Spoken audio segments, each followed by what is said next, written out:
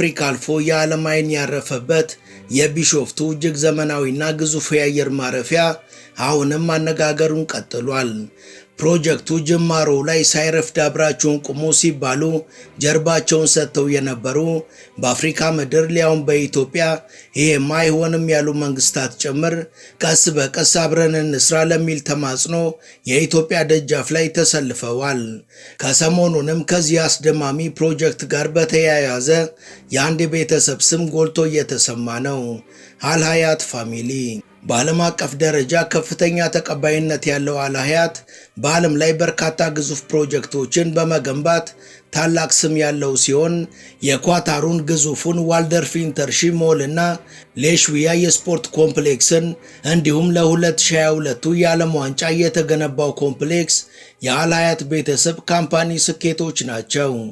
የግዙፍ ካምፓኒ ከአጋሩ የቱርኩ ካላዩን ኢንሳት የኮንስትራክሽን ካምፓኒ ጋር በመሆን በቢሾፍቱ ኤርፖርት ፕሮጀክት የተለያዩ ክንውኖች ከ12.5 ቢሊዮን ዶላር በላይ በማፍሰስ እግሩን ሊያስገባ መሆኑ ተሰምቷል። አልሀያት በቢሾፍቱ አቡሴራ አየር ማረፊያ የአይሮፕላን መንደርደሪያዎችን፣ የአይሮፕላን መጠለያዎችን፣ የተሳፋሪዎች መቆያ ሼዶችንና የተርሚናል ህንፃዎችን ለመገንባት በሚሉ ዝርዝሮች ውስጥ እንደሚሳተፍም ተሰምቷል። ተቋሙ የኤርፖርት ፕሮጀክቱን ተከትለው እውን ከሚሆኑ በርካታ የቢዝነስ አጋጣሚዎች ሁሉ ተጠቃሚ ለመሆን ፍላጎቱን በማሳወቅ ከቦታው ለተነሱ ነዋሪዎች መልሶ የማቋቋም ስራንና መሰረተ ልማቶችን መገንባት፣ በኤርፖርት ሲቲው የሚገነቡ ቅንጡ ሆቴሎችንና ሪል ስቴቶችን መገንባት፣ ማስተዳደርና የባለቤትነት ሼር በመግዛትም ተሳታፊ ለመሆን አቅዷል። ለመሆኑ አልሀያት ፋሚሊ ማን ነው? የዚህ ተጽዕኖ ፈጣሪ ቤተሰብ ካምፓኒስ በአነጋጋሪው የቢሾፍቱ ኤርፖርት ግንባታ ላይ ምን ይጨምራል? Directly connected with Addis Ababa and the Bole Airport by high-speed rail, the new Bishoftu International Airport is a central node of a new regional transport system. Its vibrant airport city creates strong investment opportunities beyond the terminal itself. ሰላም ጤና ይስጥልን። በመላው ዓለም የምትገኙ ውድ የመሿለኪያ ቤተሰቦች በዛሬው መሰናዷችን ከቢሾፍቱ አቡሴራ አየር ማረፊያ ጋር በተገናኘ ስሙ እየተነሳ ስላለው አልሀያት ካምፓኒና በአየር ማረፊያው ግንባታ ሂደት ላይና ከዛ በኋላ ባሉ የቢዝነስ አማራጮች ሊሰራ ያሰባቸውን ነገሮች እናስቃኛችኋለን። ቻናላችንን ሰብስክራይብ፣ ላይክ እና ሼር ታረጉ ዘንድም እንጋብዛለን።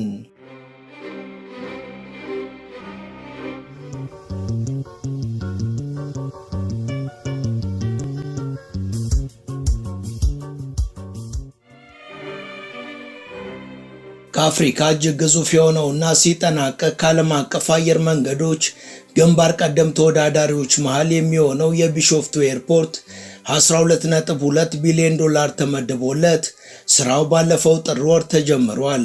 ከሰሞኑን ታዲያ ከዚህ ግዙፍና ዘናጭ ኤርፖርት ጋር በተያያዘ አዲስ መረጃ የወጣ ሲሆን ይኸውም ታዋቂ የሆነ የመካከለኛው ምስራቅ ካምፓኒ በኤርፖርት ፕሮጀክቱ ላይ ፍላጎት ማሳየቱ ነው። ይህ ካምፓኒ የአልሀያት ኢንቨስትመንት ግሩፕ አካል ሲሆን አልሀያት ቤተሰብ ተብለው በሚጠሩ ኳታራውያን ወንድማማቾች የሚመራና በስሩም በርካታ ቢዝነሶች ያሉት ነው። ለመሆኑ የቤተሰብ ማን ነው? በኤርፖርቱስ እንዴት ፍላጎት አደረበት?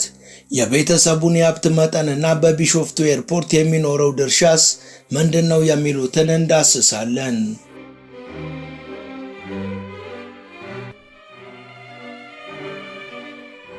የኢንቨስትመንት ካምፓኒው ስያሜውን ያገኘው ከቤተሰቡ አባወራ ከመሐመድ ረስላን አልሀያት ሲሆን አባትየው ከ1983 ጀምሮ ከአነስተኛ የጨርቃጨርቅ ኢንዱስትሪ በመነሳት አልሀያት ኮንትራክተርስ ኤንድ ቢዝነስ ካምፓኒን በመመስረት እስከ ሞቱበት 2005 ድረስ ቢዝነሶቻቸውን በበላይነት ሲመሩ የቆዩ ናቸው። በወቅቱ ሁለቱ ወንድ ልጆቻቸው የቢዝነሱን ዓለም የተቀላቀሉት የአባታቸው የኢንቨስትመንት ተቋማት የቦርድ አባል በመሆን እጃቸውን በማፍታታትና ልምድን በመቅሰም ነበር። የአልሀያት ቤተሰብ በኳታርና በሶሪያ ብቻ ሳይሆን በመካከለኛው ምስራቅና በዓለም ደረጃ የታወቀ ቢሆንም ያን ያህል የሚዲያ ትኩረት የመሳብ ፍላጎት የሌላቸው በመሆኑ ሌላው ቀርቶ ጠቅላላውን የቤተሰብ አባላት ቁጥርም ሆነ ስለ ሴት ልጆቻቸው ብዙም የሚታወቅ ነገር የለም። የቤተሰብ ልዩ የሚያደርገው ከሌሎቹ የመካከለኛ ምስራቅ ከበርቴዎች በተለየ ከንጉሳዊ ቤተሰብነት ጋር በተያያዘ ሲተላለፍ የመጣ ሀብትና ክብር እንዲሁም ደግሞ የገንዘብ ውርስ ያልነበራቸው መሆኑ ነው። ይልቁንም ከትንሽ ደረጃ በጥረታቸው አድገው ዓለም አቀፍ ክብርና እውቅናን ያገኙ ናቸው። በትራምፕ ሁለተኛው በዓለ ሲመት ላይ ከተጋበዙ ባለሀብቶችና የንጉሳዊ ቤተሰቦች መሃል ያልነበሩና በጥረታቸውና በስኬታቸው ብቻ በዕለቱ በክብር እንግድነት የተጋበዙ ናቸው።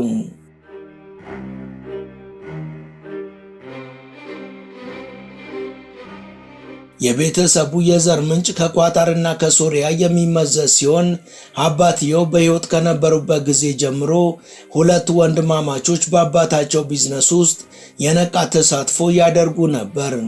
ወንድማማቾቹ እንደ አባታቸው ሁሉ ታታሪ በመሆናቸው ከቤተሰቡ ቢዝነስ ጎን ለጎን ተጨማሪ የኢንቨስትመንት ተቋማትን መስርተው ከኳታርና ከሶሪያ ውጪ መንቀሳቀስ ጀምረው ነበር። አባትየው ከሞቱ በኋላ ደግሞ ቀድሞውኑ በቤተሰቡ የኢንቨስትመንት ተቋም ውስጥ የቦርድ አባል የነበረውና የቢዝነስና ኢንተርፕረነርሺፕ ዲግሪውን ከስኮትላንድ ዩኒቨርሲቲና ከካምብሪጅ ዩኒቨርሲቲ ያገኘው ረምዝ አልሀያት የቤተሰቡን ቢዝነስ በበላይ ጠባቂነት መምራት ጀምሯል። ረምዝ አልሀያት ከወንድሙ ሙታዝ አልሀያት ጋር እጅና ጓንት ሆነው በመስራት በአንድ ዘርፍ ተወስኖ የነበረውን የቤተሰቡን የኮንስትራክሽን እና የቢዝነስ ተቋማትን እንቅስቃሴ በርካታ ዘርፎች ያለው በማድረግ ካምፓኒያቸውን ከኳታር ውጪ በተለያዩ ሀገራት በተለያዩ ኢንቨስትመንቶች ውስጥ የሚሳተፍና በዓለም አቀፍ ደረጃ ከፍ ያለ ተቀባይነት ያለው እንዲሆን አድርገዋል። ለአብነት ያህልም በ2011 ከወንድሙ ጋር በጋራ በመሆን ፓወር ኢንተርናሽናል ሆልዲንግስ የተባለ ግዙፍ ተቋምን የመሰረቱ ሲሆን አከታትለውም ዩሲሲ የተባለውን ግዙፍ የኮንስትራክሽን ካምፓኒ ኳታር ውስጥ መመስረት ችለዋል።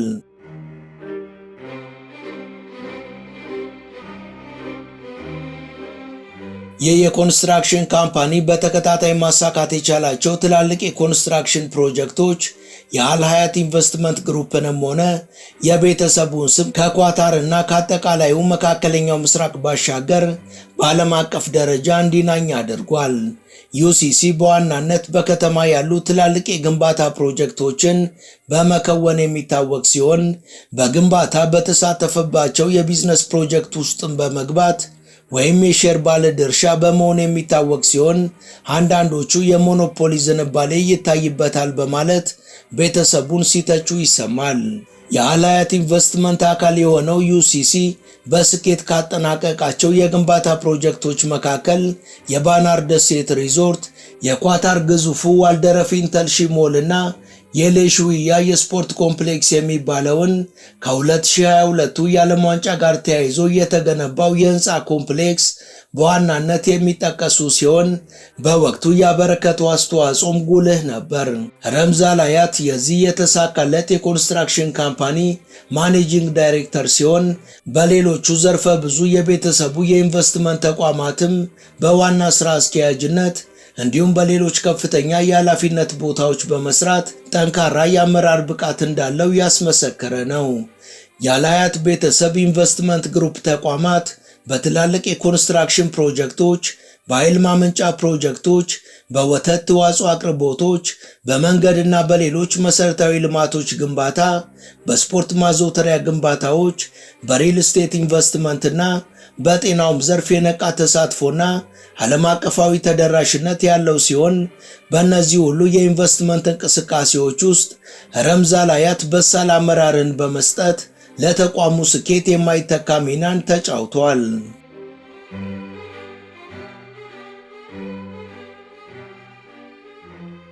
ለረምዝ ስኬቶች እውቅና የሆነው ዘንድም ሽልማትን በ2016 ያገኘ ሲሆን በኳታር ሞል ፕሮጀክት ላይ በነበረው ውጤታማ የአመራር ብቃትም የዓመቱ የሪቴል ሊደርሺፕ አዋርድን ከእስያ ሪቴል ኢንዱስትሪ ተቋም ተበርክቶለታል። የአልሀያት ቤተሰብ ኢንቨስትመንት ግሩፕና በስሩ ያሉት ፓወር ኢንተርናሽናል ሆልዲንግስ እንዲሁም ዩሲሲ በስቶክ ማርኬት ውስጥ የነቃ ተሳትፎ በማድረግ የሚታወቁ ሲሆን በስቶክ ማርኬቱ በከፊልም ሆነ በሙሉ ለሽያጭ የሚቀርቡ ተቋማትን ፓተንታቸውን እየገዙ በባለቤትነት በመጠቅለልም ይታወቃሉ። ከነዚህ ውስጥ ኢስቲማር ሆልዲንግስ የተባለ ሼር ካምፓኒ፣ አሌጋንሺያ የተባለ የኢንቨስትመንት ግሩፕ እና ኢውሪ የሚባለው የምግብና የመጠጥ አቅራቢ ተቋም እንዲሁም ደግሞ አሴት የሚባለውን የኳታር ሪል ስቴት ካምፓኒን ወደ ቤተሰቡ ይዞታነት ማምጣት ችሏል። በዚህ ጥረቱ ፓወር ኢንተርናሽናል ሆልዲንግስ የተባለው በኃይል አቅርቦትና በቴሌኮሙኒኬሽን ዘርፍ የተሰማራው ዓለም አቀፍ ድርጅት በ2022 በፎርብስ መጽሔት በመካከለኛው ምስራቅ ከሚንቀሳቀሱ እጅግ ስኬታማ 100 ተቋማት ውስጥ በ13ኛ ደረጃ ላይ እንዲቀመጥ አድርጎታል። አሁን ላይ ረምዝ አል ሀያት የዩሲሲ፣ የኢስቲማር፣ የአሴት፣ የቲኤምቲ እና የአውሮራ ኢንቨስትመንቶች ፕሬዝዳንት ሆኖ ያገለገለ ሲሆን የኳታርን 95% የወተት ተዋጽኦ በማቅረብ የሚታወቀው የባላንዳ ኢንቨስትመንት ካምፓኒን ደግሞ በማኔጂንግ ዳይሬክተርነት እያገለገለ ነው።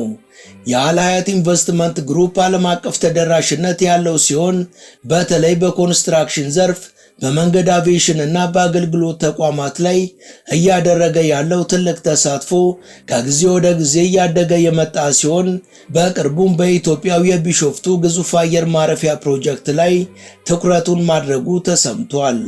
The new airport is home to Ethiopian Airlines, the award-winning Star Alliance carrier.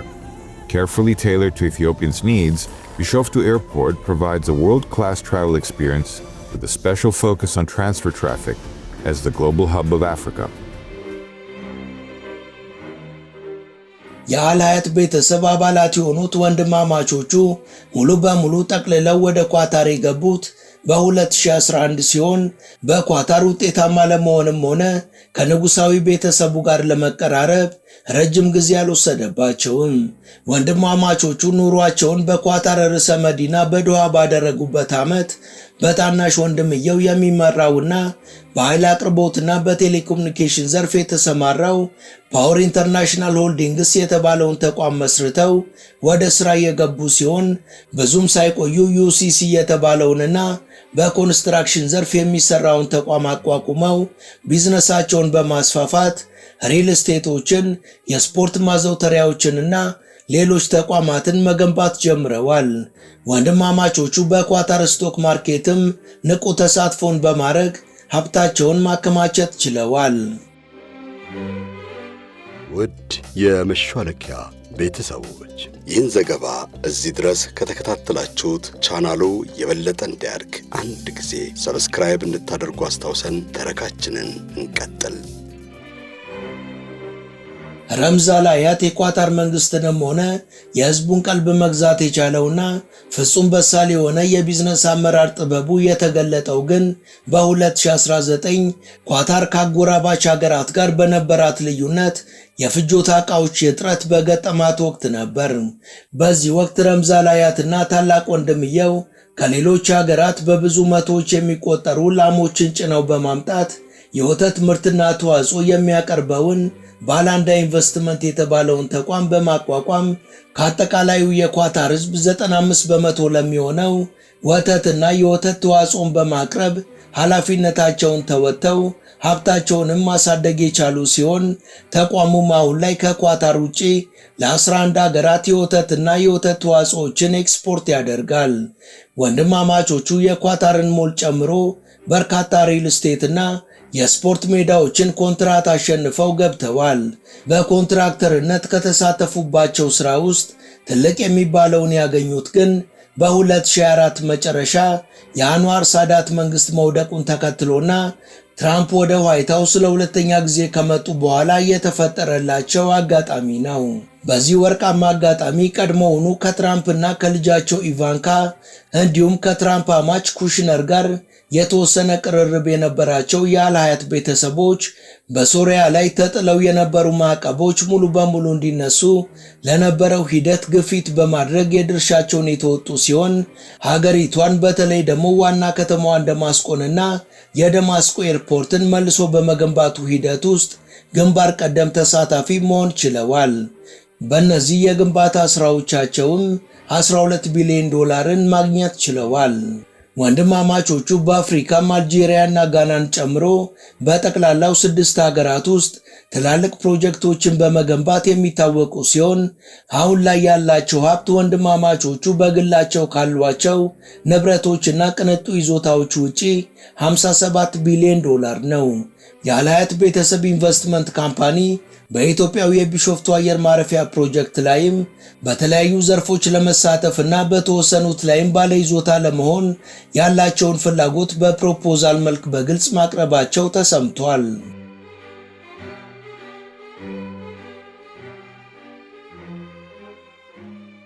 የኳታር ትሪቢዩን ህዳር 24 ቀን 2025 ባወጣው መረጃ መሰረት በቢሾፍቱ ኤርፖርት ፕሮጀክት የተለያዩ ክፍሎች ግዥን፣ ግንባታንና ኢንቨስትመንትን በተመለከተ ያወጣውን የጨረታ ማስታወቂያና ቅድመ ሁኔታዎችን በማሟላት አሸንፈው የፊርማ ስነ ስርዓት ከፈጸሙት ውስጥ የአልሀያቱ ዩሲሲ ካምፓኒና አጋሩ ካላዩን ኢንሳት የተባለው የቱርክ የኮንስትራክሽን ካምፓኒ ይገኙበታል።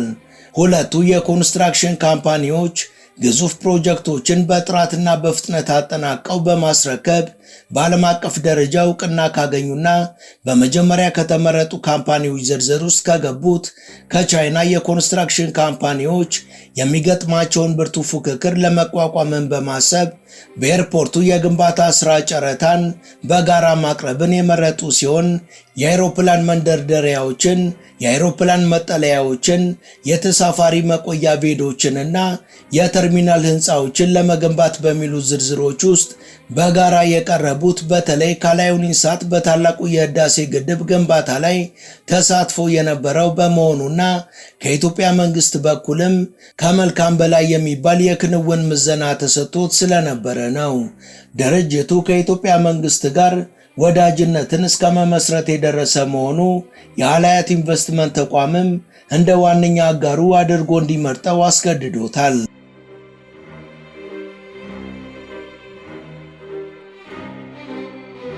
ሁለቱ የኮንስትራክሽን ተቋማት ኤችዩ ሃዶድ አርክቴክትስ በተባለው የዲዛይነር ቡድን የተነደፈውን ውስብስብና አስቸጋሪ ዲዛይን ለመገንባት ከተገመተው የዋጋ መጠን በላይ እንደሚያስወጣቸው ልባቸው የሚያውቀው ሲሆን ከተባለለት ጊዜ ላለማለፍም በሚደረገው ጥረት ተጨማሪ ወጪ ሊያስወጣቸው እንደሚችል ታሳቢ አድርገዋል።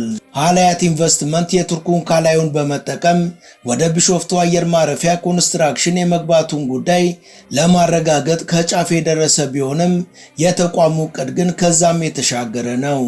ተቋሙ የኤርፖርት ፕሮጀክቱን ተከትለው እውን ከሚሆኑ በርካታ የቢዝነስ አጋጣሚዎች ሁሉ ተጠቃሚ ለመሆን ፍላጎቱን ለኤርፖርቱ መስተዳደር በይፋ ግልጽ ያደረገ ሲሆን ከነዚህ ውስጥም ከቦታው ለተነሱ ነዋሪዎች መልሶ የማቋቋምና መሰረተ ልማቶችን የመገንባት በኤርፖርት ሲቲው የሚገነቡ ቅንጡ ሆቴሎችንና ሪል ስቴቶችን መገንባት፣ ማስተዳደርና የባለቤትነት ሼር መግዛት እንዲሁም ከኤርፖርቱ ፕሮጀክት ጎን ለጎን የሚገነቡ ቢዝነሶች ባለቤት የሚሆን ዝግጁነትና ከውጭ የሚያስገባቸውን ቁሶች ከዲዩቲ ፍሪ ከኤርፖርት ውጭ ባሉ የኤርፖርት ከተማው ገበያዎች የማቅረብ ባለመብትነት እንዲሁም ለዲዩቲ ፍሪ ተደራሽ የሚሆኑ ሸቀጦችንና ሌሎች ቁሶችን በማቅረቡ ረገድም ጥያቄን አቅርቦ እየሰራ እንደሚገኝ ታውቋል።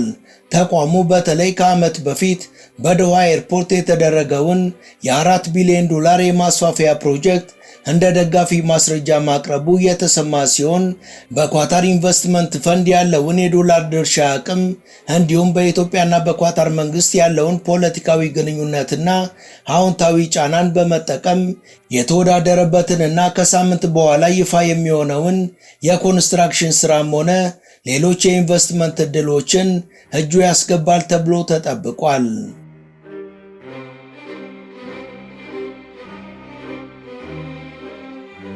ወደ ቻናላችን ቤተሰቦች ለዛሬ ያሰናዳንላችሁ ይህን ይመስል ነበር። እስከ ዝግጅታችን ፍጻሜ አብራችሁን ስለነበራችሁ ከልብ እናመሰግናለን። በቀጣይ ቢሰሩ የምትሏቸውን ርዕሰ ጉዳዮች ብትጠቁሙን ደስ ብሎን እንቀበላለን።